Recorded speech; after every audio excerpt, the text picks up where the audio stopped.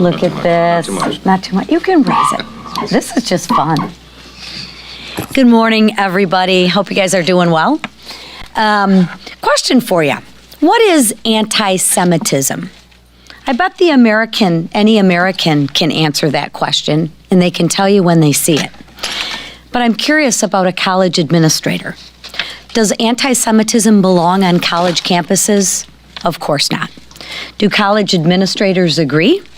Well, we'll find out tomorrow when 3 university presidents appear before the House Committee on Education and Workforce to answer just those questions.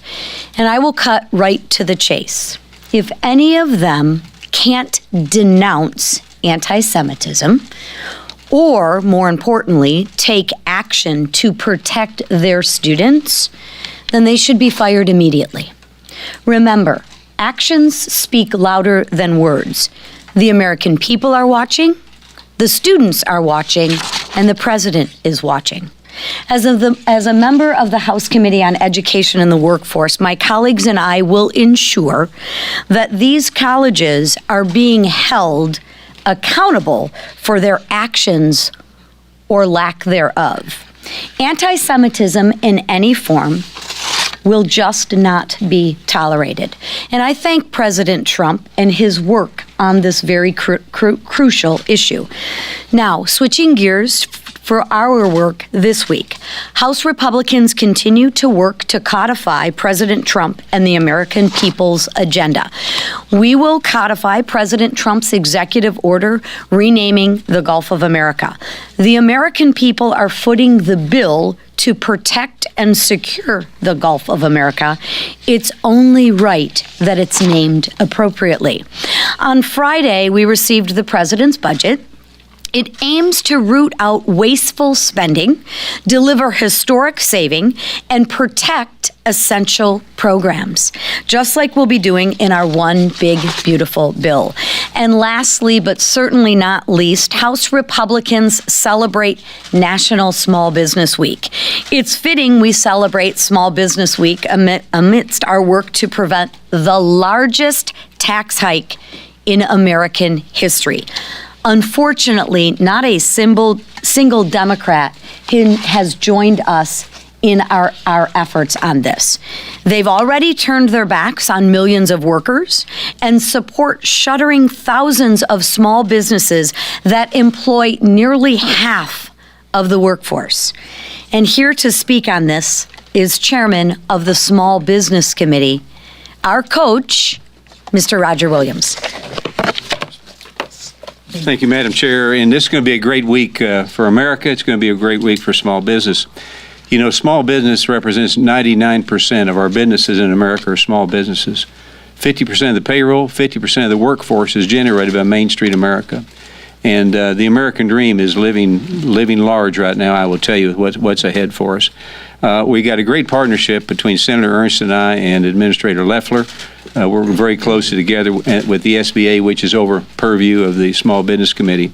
But when you look at the opportunities that are out there for small business is ready for the Trump tax cuts. When you talk about Trump tax cuts, you talk about less regulations, you talk about 100% expensing, unbelievable opportunities ahead for Main Street America.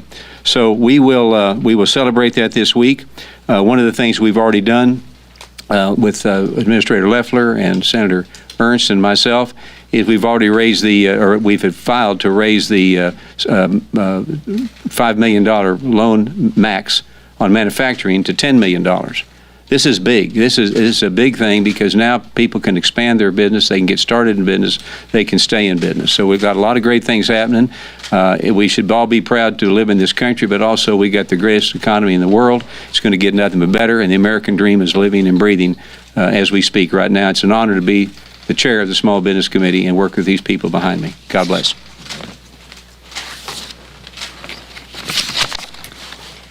Crypto's footing slips on the hill. Some reports read this morning. As a member of the most pro-crypto Congress ever, I wholeheartedly reject that premise. I want to remind everyone listening that crypto is not right or left. It's not Republican or Democrat. It's the future, and it's for everyone. In an increasingly digital world, America must step up as the leader in digital asset innovation and investment. President Trump vowed to make America the crypto capital of the world. And since day one, he's delivered by reversing Joe Biden and Gary Gensler's anti-crypto crusade. From signing a bill into law that repeals the Biden-era IRS rule that chilled DeFi innovation, to signing executive orders that create a strategic reserve of crypto and prohibit the establishment of a central bank digital currency. President Trump is positioning the United States as the world leader in digital assets. These are moves that can and should be celebrated by all of us. As the most pro-crypto, pro-innovation Congress ever elected, we are already taking bipartisan steps, I would argue nonpartisan steps, to ensure digital asset policy champions decentralization and open, permissionless, and private innovation. This is the only viable path forward. By originating the regulatory framework for crypto here in Congress, the future of digital assets will be determined by the American people and their representatives, as it should be. The moment to get this done is now, and we need to get it done together. If we fail to provide clarity that protects innovators and consumers alike, the future of crypto and the opportunities it brings will belong to another nation. To deliver on President Trump's crypto promises that individuals in both parties can get behind, Congress must keep taking steps closer to getting a nonpartisan, or you guys like to report bipartisan, regulatory framework across the finish line, and quickly. With that, I turn it over to our leader Scalise. Thank you, Whip. It was great to hear from our chairman of the Small Business Committee, Roger Williams. Nobody understands the value of small businesses, the importance of promoting small businesses in America better than Roger and his chairman. He has ushered in policies and bills through that committee to allow small businesses to thrive. And if you look at the work we're doing with the One Big Beautiful Bill, the reconciliation package, this is a bill that will grow more small businesses across America. It'll create more jobs across America. It'll create stability. If you think about the idea that if Congress were to take no action this year, there would be a $4.5 trillion tax increase on American families. Over 95% of Americans would see a tax increase. And yet every Democrat in Washington will be voting no on that package and would like to see every family pay more in taxes. There are so many other provisions that are so critical to getting our economy back on track, to lowering inflation, to lowering the cost of things at the grocery store, at the gas pump, that are in this bill. And we are still moving through. Last week, I applaud 7 committees in Congress did their work, completely finished their work in reconciliation here in the House. Today, the Natural Resources Committee will take up their portion of the bill. That'll be 8 committees out of 11 that will already be done with all of their work this week. And then next week, the final 3 committees, Agriculture, Energy and Commerce, and Ways and Means, will take up and finish their work to get this big, beautiful bill not only through the House process, but over to the Senate. The Speaker and I met with Jason Smith and Brett Guthrie last week in the White House with President Trump to go through some of the final details that we are getting agreement on. And we've been working incredibly closely with the White House and with the Senate every step of the way, because this bill is critically important to American families. This bill is a big piece of carrying through that Trump agenda, the mandate that the American people gave us when they elected not just Donald Trump in the White House, but a Republican House and a Republican Senate to go deliver for the families who have been struggling for way too long. We do that with this One Big Beautiful Bill. Everything from tax stability in the tax code so that nobody sees a tax increase, bringing trillions of dollars of private investment back into the economy, opening up more energy production in America to reverse some of the damage Joe Biden did, everywhere from Anwar in Alaska, some of the great work that Congressman Begich just came into Congress, vowing to fight for the citizens of Alaska and open up more areas for production there. That's going to be in this bill, all the way down to the Gulf of America. Opening up more areas for lease sales and production in the Gulf as well. All of those things are going to be in the bill.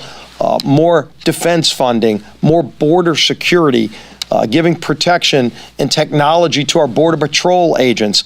All of that is in the bill too. Confronting the debt ceiling, dealing with rules and regulatory reform, all in this powerful bill. What the Education and Workforce Committee did to protect students from higher student debt. We actually protect students so that they're not saddled with high student loans when they graduate from college. That's in this bill as well, standing up and holding accountable the universities that were failing kids for so many years, saddling them with $200,000, $300,000 in debt without the ability to pay it back.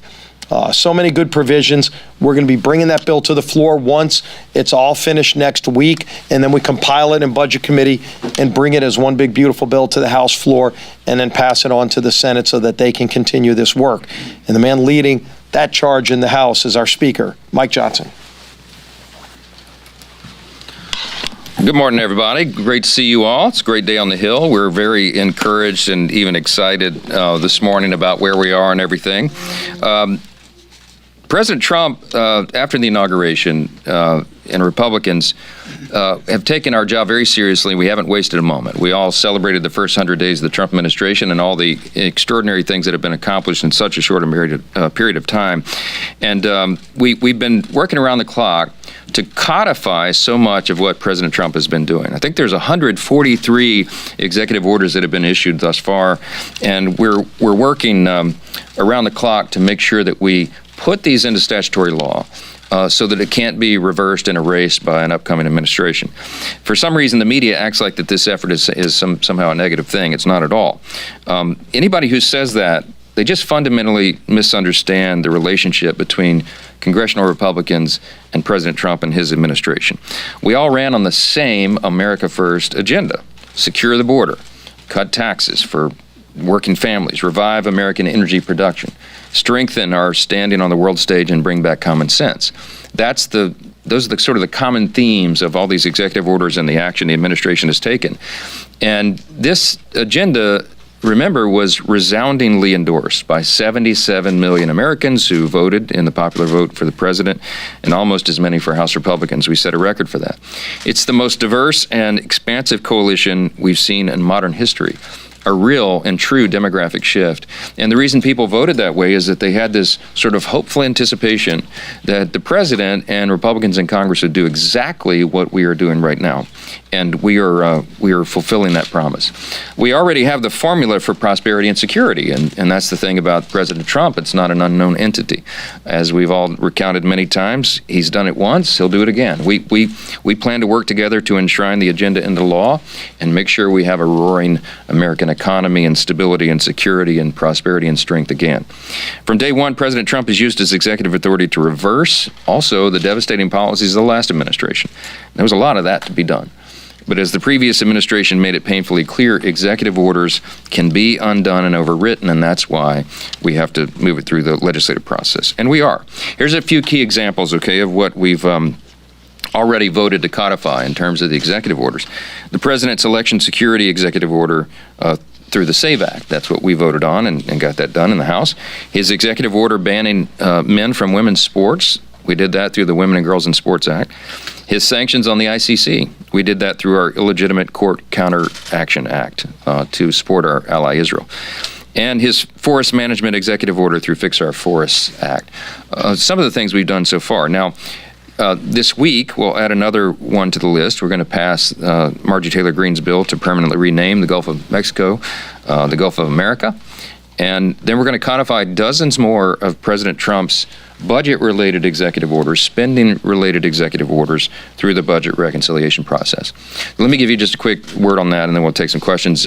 As Leader Scalise just recounted, we're really excited. We're very encouraged this morning. I mean, I'm so thankful to have such a team that's worked so hard. I began the House Republican Conference meeting this morning with all the House Republicans by congratulating and thanking all of our committee chairs. I mean, they worked so hard around the clock. And we've been doing this for almost a year, as we've said many times in here. And all the committee members who were so disciplined in getting the work done. I mean, they had 10, 12-hour hearings in some of these committees, some even longer. And they got the product done and through the process. So By the end of this week, we'll have eight of the 11 committees of jurisdiction will have done their work. And then next week, we will have Ways and Means, Energy and Commerce, and Ag. And some of you reported, or some of your outlets reported anyway, over the weekend that this was somehow a snag in the process, that those three committees were going next week instead of this week. But as I've explained to a few of you individually, I'll just say here together in the room, we went last Thursday to the White House, as the leader mentioned. Steve Scalise and I and Chairman Guthrie and Chairman Smith met in the White House with the president and his whole team on point. We had Secretary Bessent there from Treasury.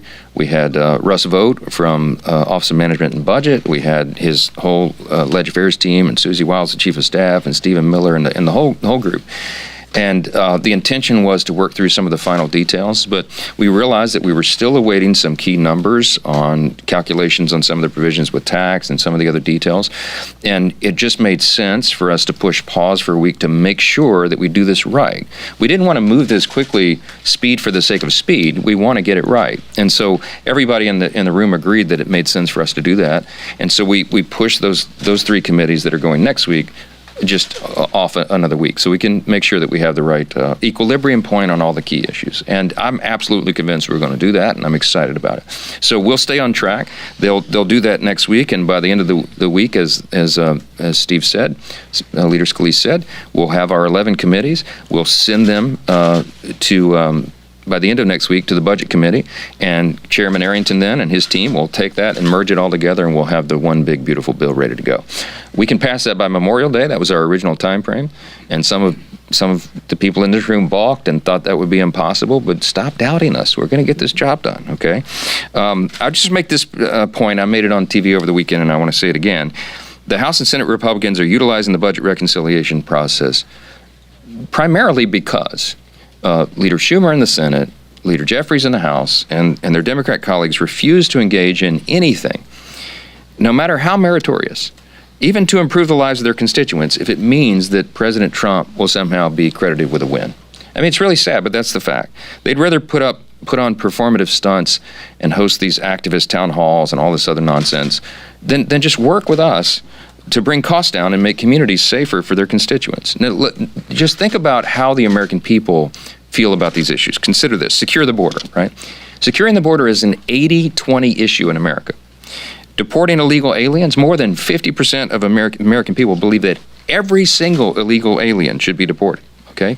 And yet Democrats, much less the violent criminals, which the administration has taken on in earnest, but in spite of those numbers, okay, the Democrats are taking trips to Central America to bring back violent illegal aliens back to the country. It's madness. Strengthening Medicaid for Americans who need it by eliminating things like fraud, waste, and abuse, which is a huge problem in the program, including removing illegal aliens. If you add all that together, 66% of the American people think that that's a very important idea. We need to improve and shore up and strengthen the program so that it can be there for the people who desperately need and deserve it.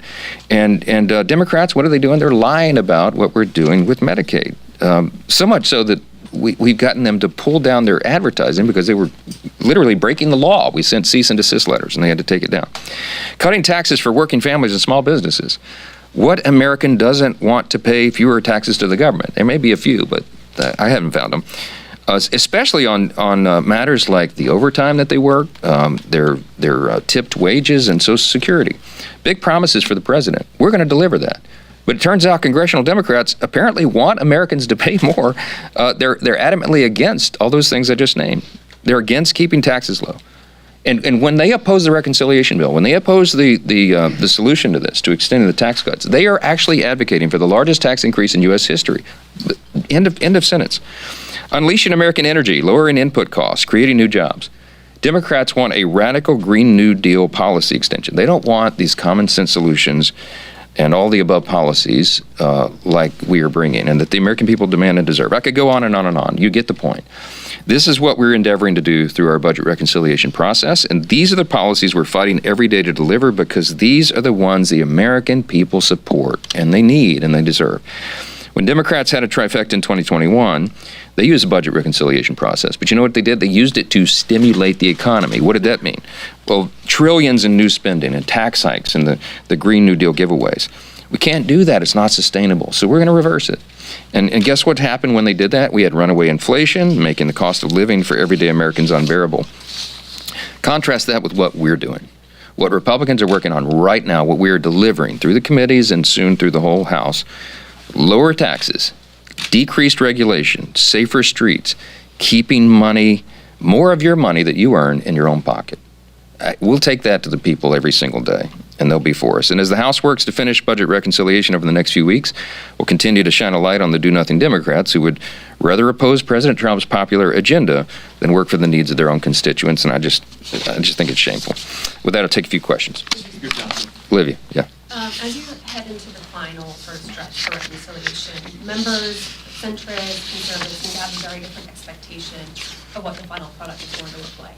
Have you made assurances, have you made promises that you can't keep to different members as this process begins to wrap? No, I don't make promises I can't keep. This is a consensus building operation, as you know, and it's member driven, bottom up, and every single member of the conference has had many opportunities and has more this week to weigh in and let their preferences be known. This is about balancing preferences. I mean, no one's going to be surprised. Everybody knows where the touch points are on the final details of the final analysis, and we've been working really hard to take all the input and find that kind of equilibrium point where everybody is at least satisfied. Some people are not going to be elated by every provision of the bill. It's impossible. The bill's one big, beautiful bill. It's a big piece of legislation. There's a lot in it. So there's always going to be things, page by page, somebody can go through a large bill and find things that they're not, that they would have preferred to be handled another way. But in its totality, this is going to be the most important, most consequential legislation that we'll ever be involved in our lifetimes, and arguably one of the biggest in the history of Congress. And so I think at the end of the day, we'll get that consensus. And, there may be some grumbling about certain provisions, but as the whip said so aptly this morning in the conference meeting, he said, you gotta focus on the totality of the bill and not just individual details. But my job is to work out those details. And I'm very confident that we're going to get to that point by the end of this week, and we'll move this thing forward. So, yeah.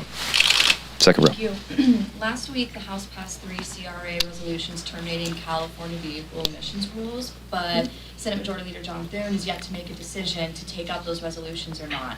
How confident are you that congressional Republicans can get these resolutions to the president's desk? I've got a lot of confidence in Leader Thune. We work together very closely, almost daily, and he's managing a small margin as I am. Both of us now have 3 votes to spare. It's an embarrassment of riches, so he's got to do consensus building on it as well. I suspect every Republican's for that, but of course he's got to get about 7 Democrats to come along on everything, and that's the tough part.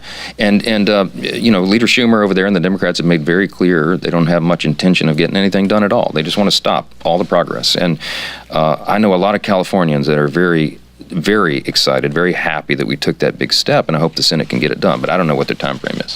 Front row. Speaker Johnson, Yeah. how do you use reconciliation to remove illegal immigrants from Medicaid? And how do you confidently estimate the savings from that? Well, it's not my estimation. I mean, these numbers come from the CBO and very credible sources. We have a pretty accurate count, we think, of how many are on the rolls in some of these states, and now we have a tabulation of what it will save the taxpayers to kick them off. And as I mentioned, public polling is squarely on our side on this. You cannot have an open doormat. You can't have an open border. Thankfully, President Trump has closed it now. But for 4 years, it was wide open, and we sent the message to everybody around the world, come here and you can get on the taxpayers' wagon, and that's just it's not right, it's not lawful, it's not morally correct. And we're gonna fix it in reconciliation. So stay tuned. There'll be a lot of savings for the American people, and I think it'll be wildly popular when we get it done. Yeah, back third row. Yeah. So some of your colleagues have suggested this week that D.C. District Judge James Boasberg is being assigned a disproportionate number of, quote, high-profile cases related to the Trump administration. What is your take on that? Is it the view of House Republicans that the D.C. federal court isn't following judicial conference policy for random assignment on cases? That's the first I've heard of the allegation, to be honest. I was a federal court litigator, and I don't have any evidence that they're, it's supposed to be a random drawing, and so far as I know, that's what's happening. We do have real concern about that individual judge and some of the decisions he's made. But look, I mentioned this to some colleagues this morning. When I used to litigate cases, I would run into activist judges on occasion, but I never walked out of the courthouse thinking that I would have the ability to impeach them. I just thought I need to get this to the appellate court as soon as possible to get them overturned, and we had a great success rate in that. Activist judges need to be addressed, and we passed the No Rogue Rulings Act a few weeks ago, Darrell Iss's bill, that would really solve that problem in a silver bullet. That's another thing we really hope the Senate can move. It shouldn't be a partisan issue. I mean, everybody, Republicans and Democrats, should want fair judges. I mean, that's our system of equal justice depends upon that, and it's gotten out of control. So I don't know. There are lots of allegations and concerns about it, but I haven't seen any proof of that. So yeah, go ahead, Jake. You were asked about the Senate, what you expect the Senate to do with your reconciliation bill in the conference today. Will they just change a bunch of the stuff? And I think there's a concern about that from a lot of your members. I mean, give me your sense. I mean, how much you talk about your coordination with them. How much do you think, or how much do you expect that the Senate will want to put its own imprint on this? Well, look, we got some strong leaders in the Senate. They're all friends and colleagues of ours. We truly regard this as one team. I know that's an innovation in Washington. I know the House and Senate are supposed to be fighting each other all the time, but that's not the game we're playing. And I've been very deliberate, and Leader Thune has as well, to have no daylight between the two chambers. So there shouldn't be any big surprises. I mean, they're following very closely what we're doing, and vice versa. But the lion's share of the work has been done in the House, not by virtue of pride of authorship or because there's a competition between the two chambers, but just because that's the way the calendar fell. Remember, we started working on this in March of last year, and the Senate was going through lots of other things during that time period. They had a change in their leadership because Leader McConnell stepped down. They had a lot of turnover there, and they had to do, at the beginning of the first 100 days, they had to, of course, do all the confirmations of the administration, and they did it in record time to their great credit.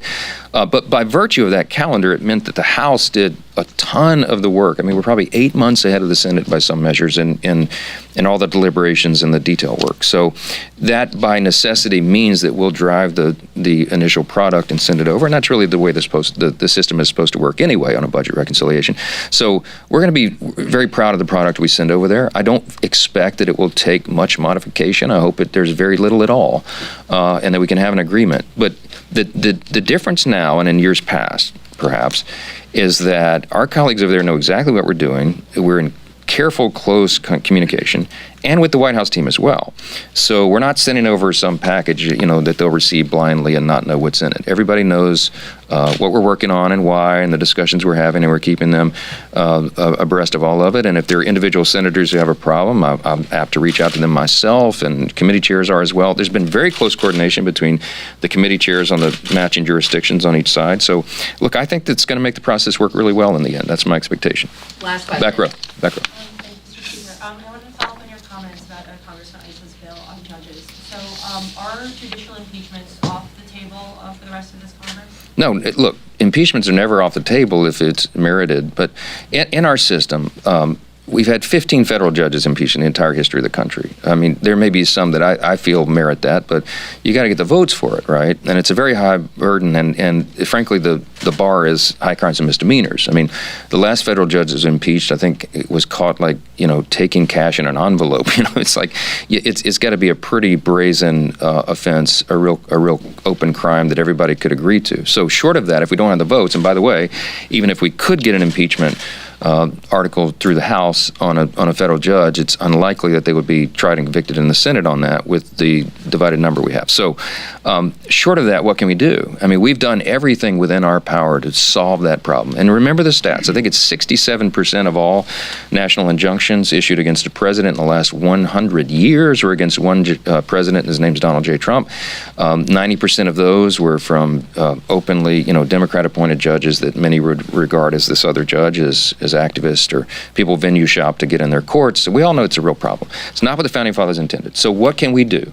Using our power in the House, Darrell Iss's bill is a great response. The No Rogue Rulings Act would prohibit a single individual judge from issuing a nationwide injunction like that to stop the entire policy of an administration. I think that is a very common sense standard, and one that would kind of get back to the original intent and eliminate the ability of just one activist to just stop everything. And it's very reasonable legislation. We passed it through the House. We sent it to the Senate with every expectation that they should be able to take that up, and I certainly hope they can, because again, it shouldn't be a partisan issue. It should be something that every American agrees with. We've got to restore faith in our system of justice, and it was eroded over the last 4 years on the Biden administration for all the reasons we know and have recounted here many times. And it falls to us to make sure that people can believe. Lady Justice has a blindfold for a reason, right? That the symbol is that it's equal justice under law, as it's chiseled into the marble above the Supreme Court's entrance when you walk in. We have to restore that. If you don't have the people's faith in a system of justice and fair judges, then you don't have anything in a republic. And that's why this is so important. We'll keep advancing it. Thanks so much for the time.